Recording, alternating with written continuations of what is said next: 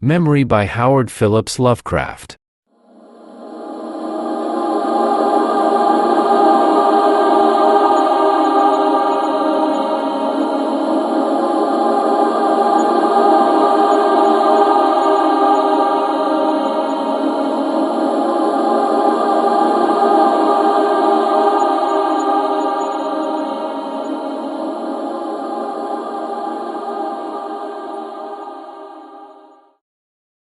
In the valley of Nis the accursed waning moon shines thinly, tearing a path for its light with feeble horns through the lethal foliage of a great upas tree. And within the depths of the valley, where the light reaches not, move forms not meet to be beheld. Rank is the herbage on each slope, where evil vines and creeping plants crawl amidst the stones of ruined palaces, twining tightly about broken columns and strange monoliths, and heaving up marble pavements laid by forgotten hands.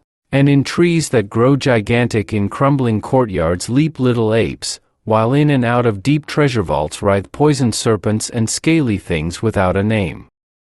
Vast are the stones which sleep beneath coverlets of dank moss, and mighty were the walls from which they fell. For all time did their builders erect them, and in sooth they yet serve nobly, for beneath them the grey toad makes his habitation. At the very bottom of the valley lies the river then, whose waters are slimy and filled with weeds. From hidden springs it rises, and to subterranean grottos it flows, so that the demon of the valley knows not why its waters are red, nor whither they are bound. The genie that haunts the moonbeam spake to the demon of the valley, saying, I am old, and forget much. Tell me the deeds and aspect and name of them who built these things of stone. And the demon replied, I am memory, and am wise in lore of the past, but I too am old.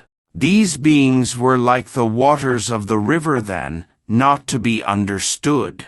Their deeds I recall not, for they were but of the moment. Their aspect I recall dimly, for it was like to that of the little apes in the trees. Their name I recall clearly, for it rhymed with that of the river. These beings of yesterday were called man. So the genie flew back to the thin-horned moon, and the demon looked intently at a little ape in a tree that grew in a crumbling courtyard.